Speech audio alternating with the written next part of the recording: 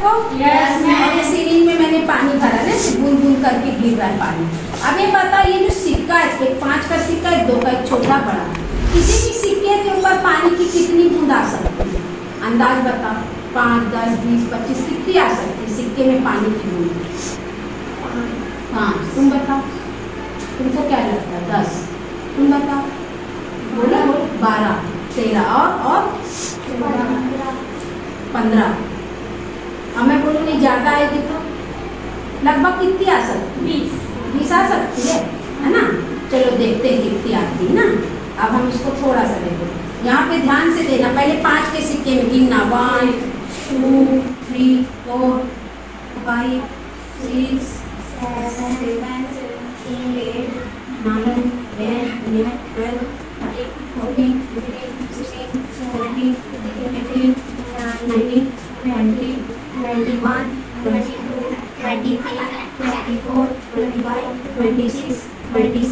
28, 29, 30, 31, 32,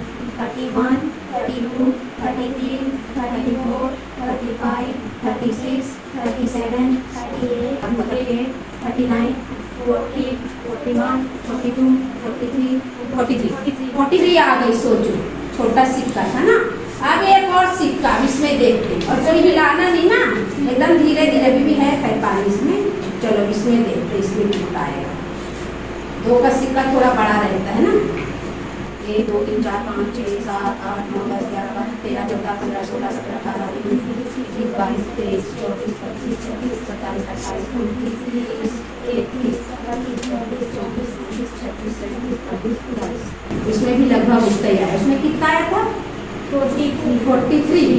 और इसमें 39 है ना। छोटे बड़े से नहीं होता सिक्के की सरफेस। अब सोच लो, अपन सोच नहीं पाए कि बूंद आई। और जब तुम लोग इसको गिरते देखे थे, बूंद कैसी गिर रही है? बूंद का आकार कैसा है? बूंद का आकार गोल है ना। बारिश की बूंदों का आकार भी गोल होता है। तो ये गोल पानी की बूंदें गोल रूप में ही क्यों गिरती है? किसी को पता? बताओ।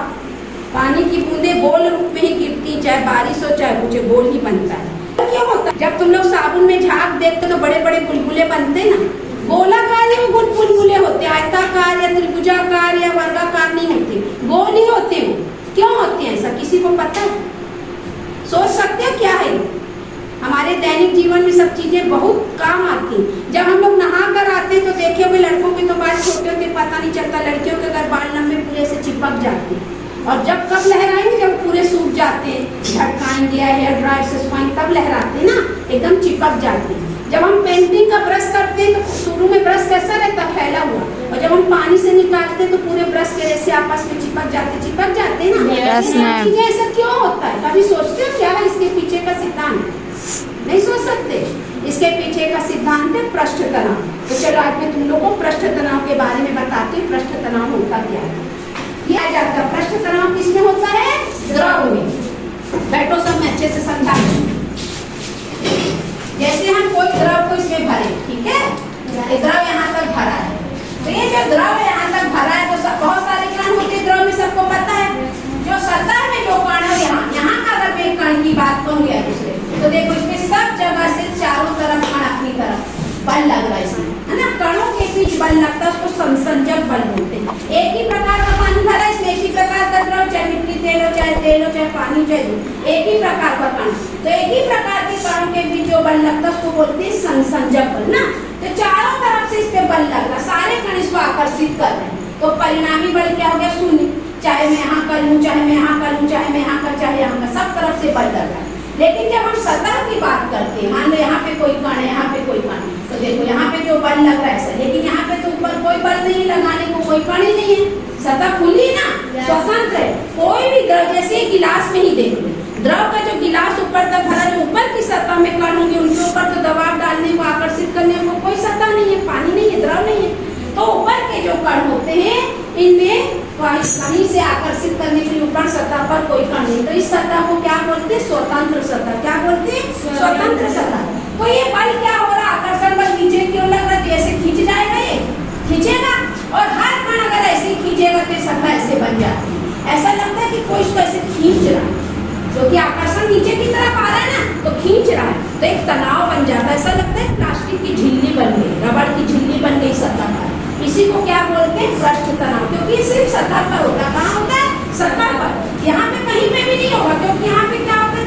सब तरफ से बल लग रहा है, तो परिणामी बल शून्य हो गया। लेकिन सतह के ऊपर और कोई द्रव कण नहीं होने के कारण सिर्फ नीचे की तरफ ही बल लग रहा है, तो सारे द्रव की जो बूंदे हैं, कण क्या नीचे की ओर खींच रहे, तो ऊपर की सतह क्या होती है? इसे खींचने लगती है। कैसे खींचती है? ऐसे। और उसी तनाव को क्या बोलते हैं? पृष्ठ तनाव। क्या बोलते हैं? पृष्ठ तनाव। इसी के कारण पानी जब गिरता है तो उसकी बूंद गोल होती है। ये ऐसा क्यों करते हैं? कम से कम जगह घेरने के लिए। हर कण की इच्छा होती है, प्रवृत्ति होती है कि कम से कम स्थान घेरे, कम से कम जगह घेरे। तो जो पानी या द्रव होता है, किसी भी प्रकार का द्रव हो, द्रव मतलब लिक्विड, तो उसकी प्रवृत्ति क्या होती है? कम से कम क्षेत्रफल घेरे। तो सबसे कम क्षेत्रफल गोल सतह का होता है। अगर हम वर्ग की बात करें, त्रिभुज की बात करें, आयत की बात करें, तो सबसे कम क्षेत्रफल किसका होता है? गोल चीज का। किसका होता है? गोल। और अपनी इसी प्रवृत्ति के कारण द्रव की बूंदें गोल होती है। क्या होती है? द्रव की बूंदें गोल होती। समझ में आया? इसीलिए जब पानी गिरता है, बारिश की बूंद होती है, तो उसकी बूंदें कैसी होती? गोल। और जब हम साबुन को खूब झाग बनाते हैं तो क्या होता है? गोल गोल बबल्स बनते हैं। ये तो हो गया पृष्ठ तनाव। समझ में आ गया पृष्ठ तनाव? अब इस पृष्ठ तनाव पर क्या क्या चीज का प्रभाव पड़ता है? जब हम द्रव का ताप बढ़ाते हैं ना, तो पृष्ठ तनाव कम हो जाता है। क्यों? क्योंकि द्रव क्या होता है? फैलता है। तो पता है ना, जब ताप बढ़ाते हैं तो द्रव क्या होता है? फैलता है। ठोस कम फैलते हैं, द्रव ज्यादा, गैसें और ज्यादा फैलते हैं, तो द्रव भी फैलता है। तो द्रव के फैलने से क्या होता है? ये तनाव कम हो जाता है। और अगर हम इसमें कोई चीज डालें ऐसी जिसका घनत्व कम है, कम घनत्व की चीजें, जैसे पानी में हम तेल डालें, तेल हमेशा तैरता है ना, पानी के ऊपर तैरता है कि नहीं? क्योंकि पानी का घनत्व और तेल का घनत्व में तेल का घनत्व क्या है? कम। तो जब हम कम घनत्व की चीज डाल दें तो पानी का पृष्ठ तनाव कम हो जाता है, मतलब फैल जाता है। अब इसका दैनिक उपयोग क्या है? दो चीज प्रभाव पड़ गया, मतलब ताप बढ़ाओगे तो घनत्व पृष्ठ तनाव क्या होगा? कम होगा। और जब ताप कम करोगे तो पृष्ठ तनाव क्या होगा? बढ़ जाएगा। ऐसे जब हम कम घनत्व की चीज मिला देंगे तो तनाव, पृष्ठ तनाव कम होगा। और हम ज्यादा घनत्व की चीज पानी में मिला देंगे तो क्या होगा? पृष्ठ तनाव बढ़ जाएगा। अब इसका दैनिक जीवन में क्या क्या उपयोग है? तो सबसे पहला उपयोग तो कपड़ा धोने के लिए सर्फ का उपयोग करते हैं, झाग बनता है। तो झाग बनने से पानी का पृष्ठ तनाव क्या था? कम हो जाता है, मतलब पानी क्या था? फैल जाता है। और एक एक रेशा तक पानी फैल के पहुंच जाता है, जिससे एक एक रेशे में फंसी गंदगी बाहर निकल आती है। और वैसे भी साबुन की प्रवृत्ति क्या होती है? तुम लोग जानते हैं, झाग के साथ गंदगी को खींचना, और जब हम जड़त तो का उसे छटकाते फटकाते तो छोड़ के कण में गंदगी मिट्टी के बाहर निकल आते हैं, वो दूसरी चीज है। लेकिन मुख्य रूप से इसमें क्या काम कर रहा है? पृष्ठ तनाव। क्योंकि साबुन क्या कर रहा है? पानी के पृष्ठ तनाव को कम कर रहा है। क्या कर रहा है? कम। जिससे पानी की सतह क्या भी फैल रही है, हर कण तक पहुंच रही है। जब हम बाल धोते से पूरा गीला होता है तो बाल पूरे से चिपक जाते हैं। महिलाओं के लंबे बाल आगे करके ऐसे से झटकाती है ना, क्यों? बाल क्यों चिपके? पानी आ गया बाल में, और पानी की प्रवृत्ति क्या? तनाव की। कम से कम जगह घेरने की, तो सारे बाल चिपक गए। ऐसे पेंटिंग का ब्रश पानी में डुबोए निकाले तो पानी की प्रवृत्ति पृष्ठ तनाव की है, तो फिर सिकुड़ेगा तो सारे रेशे चिपक गए। जब ब्रश सूख जाएगा तब फिर से रेशे फैल जाएंगे। ऐसे गरम खाना हमको ज्यादा स्वादिष्ट लगता है कि ठंडा? गरम।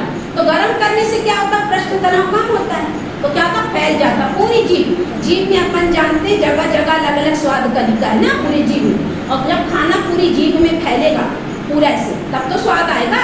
और गर्म करने से वही होता है, खाना पूरी जीभ में फैलता है। जानवरों को देखो ऐसे कर करके खाते हैं, पूरी जीभ को कर करके। क्यों? क्योंकि उनको अपन कोई सा भी खाना बासी खुशी दे देते हैं, तो उनको पूरी जीभ में फैलाना पड़ता है। जबकि अगर हम गर्म खाना खाते हैं तो ऑटोमेटिक पृष्ठ तनाव कम होने से क्या होता है? पूरा खाना फैलता है। पूरा खाना फैल गया जीभ में तो स्वाद जाता है। और तुम लोग सुने होंगे कहीं भी छोटे मोटे गड्ढे हैं तो वहाँ मिट्टी तेल डालें, क्यों? मच्छर मर जाएंगे। सुने हो? तो मच्छर क्या होते हैं? पानी के पृष्ठ तनाव के कारण सतह पर उनके अंडे लार्वा तैरते रहते हैं। जैसे हम मिट्टी तेल डालें तो पानी से मिट्टी तेल का घनत्व कम होता है, और मैंने बताया कम घनत्व की चीज डालते हैं तो पानी का पृष्ठ तनाव क्या होगा? कम हो जाएगा। तो पानी का सब सतह फैल जाएगा, तो लार्वा सब डूब जाएंगे, मर जाएंगे, डूब जाएंगे पानी में। तो जिंदा बचेंगे क्या? नहीं बचेंगे। इसीलिए पानी जहाँ जमा है तो वहाँ बोलते हैं मिट्टी तेल डालें, क्योंकि कम घनत्व की चीजें डालने से पानी का पृष्ठ तनाव कम होता है, और लार्वा, मच्छर के अंडे वंडे सब क्या होते हैं? डूब जाते हैं और बीमारी नहीं फैलती। ये पृष्ठ तनाव बहुत छोटी सी चीज है, लेकिन दैनिक जीवन में कितना काम है। अब अपन सोचते महिलाएं बाल को आगे करके सुखा रही है, लहराना उनको बाल को, उनको थोड़ी पता हम तौलिए से क्यों झटका रहे हैं, फिर जुड़ा बना के क्यों पोंछ रहे हैं। उसमें फिजिक्स है, भौतिकी के कारण वो बाल चिप गया। महिलाओं को थोड़ी पता है इसमें पृष्ठ तनाव काम कर रहा है। तो आप लोग को पृष्ठ तनाव समझ आया? हम इस सिक्के में देखो सोच नहीं पाए थे कितनी बूंदे आ गई ना, पृष्ठ तनाव के कारण इतनी सारी बूंदे, गोला बूंदे इसमें आ गई। हम कल्पना नहीं कर सकते थे इतनी बूंद आई। और अगर हम इसी पानी में नमक डाल दें, कोई कलर डाल दें, घुलने वाली कोई चीज डाल दें, तो इतनी बूंद नहीं आएगी। क्यों? क्योंकि जो चीज डाल रहे कितनी घुलनशील है, उसका घनत्व कितना, उसका टेम्परेचर, ये सब में प्रभाव पड़ेगा ना। ये छोटी छोटी बातें मैं तुम लोग को क्यों बता रही हूँ? जब भी राष्ट्रीय प्रतिभा खोज परीक्षा दो, आगे किसी ऊंची क्लास में जाओ, तो छोटी छोटी बातें तुम्हारे दिमाग में रहे। और जो पृष्ठ तनाव है संसंजक और आसंजक बल से भी जुड़ा हुआ है। तुम लोग पढ़े होगे कि जड़ों से होकर पानी पत्तियों तक पहुंचता, सुने हो ना। अगर हम पत्ती में पानी सींचेंगे तो पौधे उस पानी से भोजन नहीं बनाते, पौधे जमीन का पानी लेकर ही भोजन बनाते, जड़ों से जो जाता है। तो जड़ों से पत्ती तक जब पानी पहुंचता है ना बच्चों, कैपिलरी क्रिया, तो जो केशिका क्रिया होती है वह भी संसंजक आसंजक बल से जुड़ी हुई है, और उसमें भी पृष्ठ तनाव काम करता है। तो दैनिक जीवन में सब चीज़ों का बहुत ज़्यादा उपयोग है। रस्सी के भी बहुत सारे उपयोग हैं, तुम लोग देखोगे कई बार कूलर जैसे यहाँ पे छेद है, यहाँ से पानी गिरने लगता है, तो हम लोग क्या करते हैं, तो रस्सी बांध के यहाँ पे छिटका में डाल देते, तो पूरा पानी ऐसे फव्वारा न जाके वापस कूलर में आता। कभी किए हो? मेरे घर के कूलर में यहाँ पे जो होल रहते हैं, कई बार पुराना होने से जगह जगह लीक करने लगता और पानी की छिछार चारों तरफ गिरती, तो मैं ऐसी छोटी छोटी रस्सी लगा देती हूँ और रस्सी को यहीं किसी छेद में घुसेड़ देती हूँ, यहाँ से बूंद बूंद पानी वापस कूलर में जाता है और आसपास का एरिया गीला होने से बच जाता है। करंट का भी डर है, गिरने का भी डर है, पानी जमा होकर गंदा भी होता है ना पूरा पास। और ये असल में भौतिकी है, इसमें केशिका क्रिया है, ये सारी चीजें पृष्ठ तनाव से जुड़ी हैं। तो मैं आप लोग को धीरे से केशिका का भी प्रयोग करके बताऊंगी। तो आज की क्लास कैसी लगी आप लोग को?